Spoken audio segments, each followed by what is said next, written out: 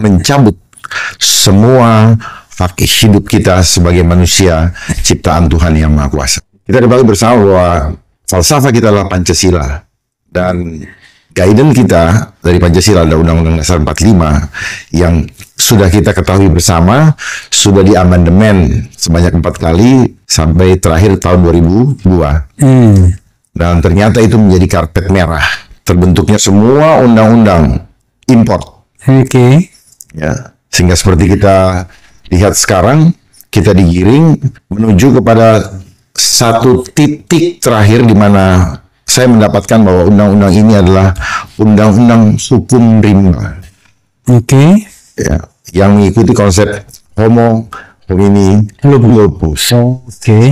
Ya. Sehingga manusia nanti betul-betul terlihat betul menjadi serigala buat kita yang beriman. Bahagia ialah mereka yang mendengarkan firman Allah dan yang memeliharanya. Dari nomenklaturnya saja kita bisa tahu bahwa ini bukan nomenklatur yang lahir dari pemikiran anak bangsa. Makanya ada embelnya omnibus. Omni dari bahasa Latin. Omnis, yang artinya adalah semua atau banyak. Omnivora kita ketahui bersama, makan semua. Nah, ini semua bus diangkut sama bus supaya no left behind. Tidak ada seorang pun yang tersisa dan kembali kepada Sang Pencipta. Artinya undang-undang ini adalah undang-undang konsep daripada Dajjal. Kalau di Nasrani dibilang undang-undangnya Antikris. Sehingga orang-orang yang beriman tidak boleh mengikuti keimanannya lagi supaya bisa bersama-sama dengan Dajjal masuk ke dalam tempat yang tidak ada pilihan, itu neraka. Jadi undang-undang ini saya sebut undang-undang kejahatan kemanusiaan yang mengkudeta otoritas Tuhan di dalam kehidupan kita, di mana kita mendapatkan free will dari Tuhan untuk bisa memilih. My body is my choice. Tetapi di undang-undang ini we have no chance to choose whatever we want, sebagaimana yang kita percayai selama ini. Kemudian di dalam pasal 1 ketentuan umum, definisi kesehatan saja sudah ada yang aneh. Anehnya mereka mengurusi, saya bacakan definisinya ya. Kesehatan adalah keadaan sehat seseorang baik secara fisik masih oke. Jiwa, ini yang saya persoalkan, karena jiwa berhubungan dengan spiritual. Ya, mereka tidak berhak mengatur jiwa kita, karena mereka punya jiwa belum tentu lebih baik daripada jiwa kita. Ya, maupun sosial, dan bukan sekedar terbebas dari penyakit. Lalu undang-undang ini bicara penyakit atau bicara apa? Jangan bicara tentang kesehatan masyarakat nih. Ini bicara tentang eksploitasi dan dominasi terhadap kesehatan. Karena kalau bukan isu kesehatan, maka tidak akan dia eksploitasi dulu. Makanya dia giring lewat isu kesehatan dulu. Supaya memungkinkannya hidup produktif. Berarti ini konsepnya industrialisasi. Jadi tubuh manusia akan diindustrialisasi oleh si pengendali. Oleh mereka. Itu. Jadi dari pasal 1 ketentuan umum saja sudah terbaca ada yang janggal. Karena belum tentu si pembuat undang-undang ini punya kesehatan jiwa juga yang baik. Bahkan di ketentuan-ketentuan yang definisi yang lain itu banyak yang menggunakan apa? Sesuai dengan norma agama. Sementara sudah saya katakan di awal bahwa undang-undang ini adalah undang-undang kejahatan kemanusiaan yang mengkudeta otoritas Allah di dalam kemerdekaan tubuh manusia. Ya, jadi bertentangan sekali antara isi dan udang di balik batunya. Terus Jenderal, di explore nanti saya baru interaksi dengan beberapa pertanyaan. Kemudian juga di dalam pasal 4 ayat 1 disebutkan khusus yang saya highlight di ayat 1 huruf H. Menerima atau menolak. Jadi setiap orang berhak menerima. Ya, kan di atasnya itu setiap orang berhak menerima atau menolak. sebagian atau seluruh tindakan pertolongan yang akan diberikan kepadanya. Ini pertolongan atau dipaksa mau ditolong. Dua hal yang berbeda. Yang akan diberikan kepadanya setelah menerima dan memahami informasi mengenai tindakan tersebut secara lengkap. Sampai di sini masih oke. Tetapi di dalam pasal yang sama, ayat yang ketiga, tidak berlaku ya. Ada kata-kata tidak berlaku. Dianulir. Saya bacakan. Sebagaimana dimaksud pada ayat 1 huruf H, tidak berlaku pada seseorang yang penyakitnya dapat secara cepat menular kepada masyarakat secara lebih luas. Dari mana ukurannya? Data empirik, ya, itu adalah data manipulatif. Karena data empirik berasal dari fakta, betul? Pertanyaannya, faktanya alami atau fakta by design? Ya, fakta yang dibuat. Ya, fakta dibuat. Jangankan cuma sekedar fakta hidup, fakta kematian pun bisa di-engineering. Mati memang, tapi penyebab kematiannya kita harus selidiki. Matinya benar karena apa? Ya, yang berikutnya, penanggulangan KLB atau wabah. KLB ini kejadian luar biasa. Nah, ini nanti akan berkorelasi dengan apa yang sekarang sedang diribut-ributkan mengenai polusi. Ya, di mana sementara terpusat di ibu kota. Di daerah lain masih belum semasif yang di ibu kota. Kenapa demikian? Ini berhubungan dengan apa? Anggaran. Karena seringkali saya dapatkan kecolongan. Seringkali langit pun sempat biru. Artinya apa? Anggaran belum keluar, barang itu belum bisa disebar. Ya. Mudah-mudahan paham dengan maksud saya. Paham. Artinya apa? Saya paham, tidak mau going into specific. Ya, menjaga ininya ya. Jadi ternyata sesuatu yang tidak genuine itu ada bolong-bolongnya juga, Bos. Misal kita memang concern, perhatikan kalau kita jeli.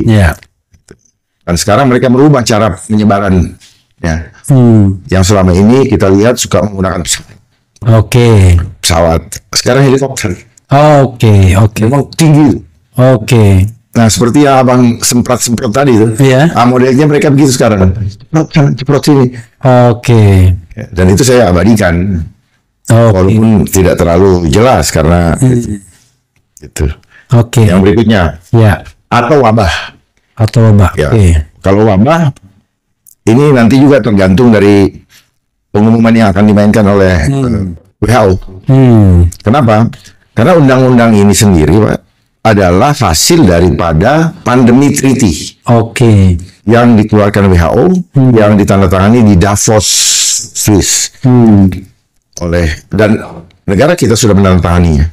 Artinya kedaulatan kesehatan bangsa sudah diserahkan. Kalau selama ini kita merasakan kedaulatan negara sejak Indonesia berada di bawah United Nations itu sudah zonk, makanya kenapa keributan di mana-mana, kesulitan di mana-mana, itu semua by design. Baik ekonomi by design, baik keuangan by design, dan segala macam energi juga by design. Ya. Kemudian seseorang yang tidak sadarkan diri atau dalam keadaan gawat darurat dan seterusnya, itu yang penting tadi. Nah, jadi tadi saya sudah sebutkan bahwa undang-undang ini adalah hasil daripada diserahkannya otoritas kesehatan bangsa kepada WHO. Sehingga ini adalah implementasinya. That's why namanya kesehatan omnibus law. Nah, kemudian ini juga berkaitan dengan, kalau abang kenal namanya Agenda 21, Agenda 2021. Ya, Sustainable Development Goals. Sustainable Development Goals. Di mana ada MDGs. Ini ada kaitannya. 17 program. Yang pertama, no poverty. Tidak ada kemiskinan yang akan terjadi, dimiskinkan seadanya. Ya. Jadi saya punya semua, dia punya. Ini agendanya selalu apa yang dicanangkan, hasil yang akan dituju adalah kebalikannya. no hunger. Tidak ada kelaparan. Yang ada, they will make us. Oke. Dan seterusnya. Termasuk kenapa isu polusi itu sekarang, isu polusi ini, polusi ini yang marah. Karena arah ke program ke-7, clean energy. Program ke-7-nya clean energy. Supaya semua lari ke mobil listrik. I see. Dengan alasan bahwa minyak yang berasal dari fosil, padahal bukan dari fosil, itu kayak mata air tuh. Nggak mungkin habis. Nggak mungkin habis. Ini punya Tuhan kok, pinter-pinternya manusia ini mengukur kekuatan Tuhan. Yeah. Tetapi dulu ya, Rockefeller dia mencoba memanggil para ahli geologi untuk melakukan apa? Membuatkan naskah akademis. Justifikasi sebagai pembenar, bukan kebenaran. Iya. Gitu. Ini sebenarnya arahnya semua. Berikutnya di pasal 42. Pasal 42. Ya. Sorry, pasal 5 dulu ya. Pasal 5 dulu. Ya, saya bacakan. Setiap orang berkewajiban, yang saya sorotin sini adalah ayat ketiga. Kewajiban mengikuti program jaminan kesehatan. Which is itu adalah BPJS. Yes. Nah, sementara di pasal 28 Undang-Undang Dasar 45 huruf H, jaminan sosial itu adalah hak. Artinya bukan kewajiban. Artinya kalau kewajiban you have to pay. Tapi kewajiban ini hak negara yang ngasih. Termasuk pendidikan. Harusnya gratis. Karena kan concernnya kan pendidikan dan kesehatan itu menjadi hak. Berikutnya pasal 60 mengenai aborsi. Pasal 60. Pasal 60 mengenai aborsi. Setiap orang dilarang melakukan aborsi kecuali dengan kriteria yang diperbolehkan sesuai dengan ketentuan dalam Kitab Undang-Undang Pidana. Kata kriteria ini menjadi bias. Karena nanti kita nggak tahu dalam PP-nya seperti apa. Kriteria ini menjadi ruang untuk tidak dilarang kecuali pelaksanaan aborsi dengan kriteria yang diperbolehkan sebagaimana dimaksud pada ayat 1 hanya dapat dilakukan oleh tenaga medis. Artinya, you can have a deal. Dan dibantu tenaga kesehatan yang memiliki kompetensi dan kewenangan. B. Pada fasilitas pelayanan kesehatan yang memenuhi syarat ditetapkan oleh Menteri, dengan persetujuan wanita hamil yang bersangkutan dan dengan persetujuan suami. Nah, yang paling menonjol itu yang berikutnya adalah korban pemerkosaan. Itu harus. Sorry, saya harus make clear ini ya. Ini ada larangan aborsi, tapi kecuali. Apa masalahnya? Kalau di Amerika itu kan biasa ada pro life, ada pro abortion, ya kan? Jadi ada yang kalau Demokrat silakan boleh aborsi, tapi kalau di Republik itu dia lebih suka pro life. Kita pada dasarnya pro life kecuali ya. Nah, apa persoalannya? Pak Jenderal? Segala hal yang sebenarnya bertentangan dengan keimanan kita itu akan menjadi terbuka ruangnya karena ada kata kecuali. Karena kriteria tadi membuka ruang. Jadi diperkosa sama itu kan tinggal bagaimana hasil lidik. I know. Jadi kita mau mengatakan bahwa agama melarang untuk melakukan aborsi, kira-kira begitu. Tapi undang-undang ini membuka peluang itu. Itu intinya. Jadi dia melakukan melegitimasi praktek itu. Betul. Sementara kan selama ini ya kalau kecelakaan bukan berarti boleh diaborsi kan? Itu kecelakaan ya. Di sini dibuka ruang perkosaan. Kan ini kecelakaan sama itu kan beda-beda tipis. Beti. Tinggal bagaimana siapa yang ngomong. Pasal berapa lagi? Pasal ini tadi pasal 60, sekarang pasal 64 ya. Pasal 64. Mengenai gizi. Ini ada kaitan dengan Sustainable Development Goals mengenai no poverty tadi. Di mana gizi kita itu distandarisasi. Sementara seolah-olah kalau tidak distandarisasi maka hidup mati kita ditentukan oleh mereka. Iya. Sementara dulu kakek kita, nenek kita hidup bertahun-tahun sampai puluhan tahun sudah dulu itu hanya makan singkong. Oke. Jadi sebenarnya dia mau menyatakan bahwa hidup mati kamu bukan Tuhan yang menentukan. Oke. Betul. Ini standar gizi yang harus Anda punyai. Anda punyai, tapi nanti bagaimana standar gizi itu artinya apa? No hunger tadi, makanan gue yang kasih. Oke, artinya karena makanan gue yang kasih, ya isinya gue yang tahu. Dan itu bisa memunculkan ketergantungan, bisa memunculkan masih bagus ketergantungan, Pak. Isinya apa? Kontrol hidup manusia. Isinya ini poison atau apa? Iya, bisa mengontrol hidup manusia jadinya kan? Iya, bukan cuma mengontrol hidup dan mengontrol jumlah.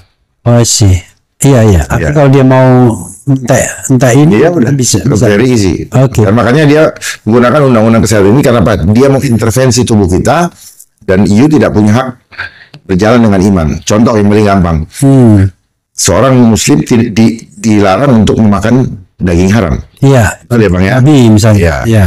Dan artinya tidak ada seorang pun atau undang-undang apapun yang berhak memaksa untuk menerimanya. Iya. Betul ya Bang? Iya. Nah, apa bedanya dengan ini? Oke. Bagaimana kalau isinya? I see. Ya, terus kita tidak punya lembaga untuk bagaimana menelitinya dan menjamin isinya. Kalaupun ada lembaga baru terus kemudian ya lembaga itu sudah quote and quote, lalu bilang oh iya ini gimana? Oke. Karena tidak ada independensi lagi. Oke. Semua ini yang saya pernah sampaikan waktu itu adalah ini adalah total control. Oke. Di pasal yang 42 saya lupa tadi. Iya, 42. Di pasal 42 mengenai apa? Susu eksklusif. Saya tidak mengerti apa yang dimaksud dengan susu eksklusif. Susu eksklusif ya ASI dari ibunya. Nggak ada yang lain. Iya. Tapi di sini dikatakan barang siapa menghalang-halangi pasal 42. Iya. Jadi artinya sama dengan gizi tadi ditentukan. Jadi sejak si anak di dalam kandungan itu sudah under control by undang-undang ini. Oke. Setiap bayi berhak memperoleh susu ibu eksklusif sejak dilahirkan sampai usia 6 bulan, kecuali atas indikasi medis. Jadi nggak ada cerita kayak zaman dulu, zaman Nabi, bahwa untuk menyusui itu diserahkan kepada wanita di kampung yang dianggap masih murni, masih apa gitu kan, dulu kan ada ibu susu itu. Kami bilang susu ibu ya, tapi entah ibunya sendiri atau ibu yang lain. Nah, itu kan jelas Pak. Iya. Jadi apakah susu eksklusif yang distandarkan dan disediakan gitu misalnya oleh PMI lah misalnya gitu kan. Jadi ini kan masih bias nih. Iya, oke. Berikutnya saya kembali lagi. Di dalam ketentuan umum itu juga banyak istilah-istilah asing yang belum diterjemahkan dalam bahasa Indonesia. Contohnya di poin 13. Iya. Ayat poin 13 halaman 17. Iya. Mengenai kalibrator in vitro. Dari sini kan jelas kalau undang-undang ini adalah bukan hasil pemikiran bangsa. Ada regennya juga nih, regen dan kalibrator in vitro. Nah, itu kalibrator in vitro itu tidak pernah dibahas. Apa itu? Abang pernah tahu fitrah kan? Iya. Kalibrator in vitro ini adalah bagian daripada merubah fitrah. Oke. Kalibrator, dikalibrasi. Itu monitor. Oke. In vitro. Ya, terserah mereka mempunyai definisi apa, tapi ini definisi yang saya dapatkan dari Hidayah bahwa ini adalah konsep untuk memasang chips. Oke. Jadi nanti undang-undang ini apa? Akan memaksa orang untuk terhubung dengan teknologi. Yang Bapak pernah, chip. Iya. Ini Bapak temukan sekarang. I see. Ya, chip itu apa singkatan? C-nya cellular, sel buatan. Iya. H-nya hybrid. I-nya internet. P-nya protokol. 3 tahun yang lalu kita dengar health protokol. Iya. Protokol itu maknanya aturan. Oh iya. Rekayasa. Oke. Gitu. Penyeragaman. Bukan Mbak. Pengkondisian. Oh, pengkondisian. Okay. Iya. Seragam kan pengkondisian Mbak. Iya. Artinya ini adalah bagian dari konsep intelligence. Oke. Konsep apa tadi? Intelijen. Oke. Buat masalah, cipta reaksi, beri solusi. I see. Nah, Jadi dia juga yang buat, dia juga yang ngasih. Iya. Nah, Bapak orang hukum ya Pak. Iya. Undang-undang ini terbit adalah payung hukum untuk mempersiapkan hajatan yang akan mereka lakukan di depan. Skenario besar ada di depan. Ini adalah kayak event organizer mau buat lomba acara, mereka bikin dulu panitia dan aturan main itu. Tetapi ini dibuat untuk melindungi permainan yang jahat tapi lewat undang-undang, Pak. Saya tidak asal bicara, di sini sudah ada. Tidak boleh menolak, itu kan jahat. Manusia ini. Sementara dulu di dalam usulan masyarakat tentang hukuman mati bagi koruptor, isu HAM yang dikemukakan. Nah, saya berharap para pakar juga bicara. Dulu kok bicara HAM ributin, sekarang mereka-mereka yang menolak hukuman mati bagi koruptor kok malah bikin yang kayak begini yang lebih mematikan ini, Pak. Karena ini tidak pandang bulu. Pasal 2. Kedurhakaan sebelum kedatangan Tuhan. Tentang kedatangan Tuhan kita, Yesus Kristus, dan terhimpunnya kita dengan Dia, kami minta kepadamu, saudara-saudara, supaya kamu jangan lekas bingung dan gelisah, baik oleh ilham roh, maupun oleh pemberitaan atau surat yang dikatakan dari kami seolah-olah hari Tuhan telah tiba. Janganlah kamu memberi dirimu disesatkan orang dengan cara yang bagaimanapun juga, sebab sebelum hari itu, haruslah datang dahulu murtad, dan haruslah dinyatakan dahulu manusia durhaka yang harus binasa, yaitu lawan yang meninggikan diri di atas segala yang disebut atau yang disembah sebagai Allah. Bahkan ia duduk di bait Allah dan mau menyatakan diri sebagai Allah. Tidakkah kamu ingat bahwa hal itu telah kerap kali kukatakan kepadamu ketika aku masih bersama-sama dengan kamu? Dan sekarang kamu tahu apa yang menahan dia, sehingga ia baru akan menyatakan diri pada waktu yang telah ditentukan baginya. Karena secara rahasia, kedurhakaan telah mulai bekerja, tetapi sekarang masih ada yang menahan. Kalau yang menahannya itu telah disingkirkan, pada waktu itulah si pendurhaka baru akan menyatakan dirinya, tetapi Tuhan Yesus akan membunuhnya dengan nafas mulutnya dan akan memusnahkannya kalau ia datang kembali. Kedatangan si pendurhaka itu adalah pekerjaan iblis dan akan disertai rupa-rupa perbuatan ajaib, tanda-tanda dan mujizat-mujizat palsu dengan rupa-rupa tipu daya jahat terhadap orang-orang yang harus binasa karena mereka tidak menerima dan mengasihi kebenaran yang dapat menyelamatkan mereka. Dan itulah sebabnya Allah mendatangkan kesesatan atas mereka yang menyebabkan mereka percaya akan dusta, supaya dihukum semua orang yang tidak percaya akan kebenaran dan yang suka kejahatan. Dipilih untuk diselamatkan. Akan tetapi kami harus selalu mengucap syukur kepada Allah karena kamu, saudara-saudara yang dikasihi Tuhan, sebab Allah dari mulanya telah memilih kamu untuk diselamatkan dalam roh yang menguduskan kamu dan dalam kebenaran yang kamu percayai. Untuk itulah Ia telah memanggil kamu oleh Injil yang kami beritakan, sehingga kamu boleh memperoleh kemuliaan Yesus Kristus, Tuhan kita. Sebab itu, berdirilah teguh dan berpeganglah pada ajaran-ajaran yang kamu terima dari kami, baik secara lisan maupun secara tertulis. Dan Ia, Tuhan kita Yesus Kristus dan Allah Bapa kita, yang dalam kasih karunia-Nya telah mengasihi kita dan yang telah menganugerahkan penghiburan abadi dan pengharapan baik kepada kita, kiranya menghibur dan menguatkan hatimu dalam pekerjaan dan perkataan yang baik.